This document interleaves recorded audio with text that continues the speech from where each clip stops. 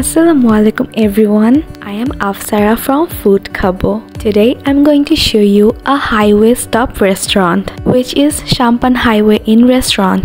এটি ঢাকা খুলনা হাইওয়ের মধ্যে অনেক পপুলার একটি restaurant. This place is located at Gopalganj জেলা. ম্যাক্সিমাম ঢাকা টু খুলনাগামী বাস এবং কার্সগুলো ক্ষণিক সময়ের জন্য রেস্ট নিতে এই রেস্টুরেন্টকে চুজ করে থাকে.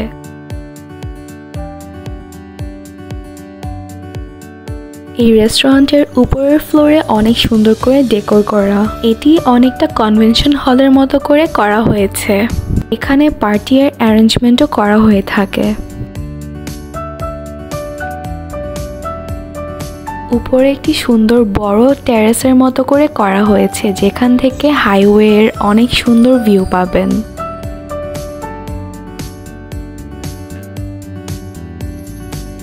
এছাড়াও এখানে একটি শাম্পানের জুস বার রয়েছে যেখানে তারা ইনস্ট্যান্ট জুস মেক করে দিবে.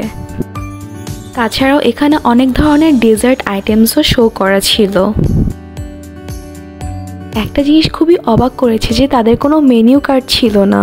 অনেক পথ আসতে আসতে আমাদের সবারই হালকা ক্ষুধা লেগেছিল, তাই আমরা অর্ডার করেছিলাম চিকেন চাপ অ্যান্ড বাটার নান. আমাদের সব খাবার চলেও আসে, তাই এখন খাওয়া দাওয়া শুরু করব. বাটার নানটা দেখতে মোটামুটি ভালোই লাগছিল, কিন্তু আমার কাছে চিকেন চাপটা দেখে অনেক ড্রাই মনে হচ্ছিল. এর মধ্যে গাজর, ক্যাপসিকাম এবং পেঁয়াজ দিয়ে সালাদ মেক করে দিয়েছে. চাপটি দেখতে যেমন ড্রাই ছিল, খেতেও তেমন মজা ছিল না. চিকেন চাপের প্রাইস ছিল 200 টাকা অ্যান্ড পার পিস নানের প্রাইস ছিল 40 টাকা করে. টেস্ট অনুযায়ী খাবারের প্রাইস অনেক বেশি হাই ছিল.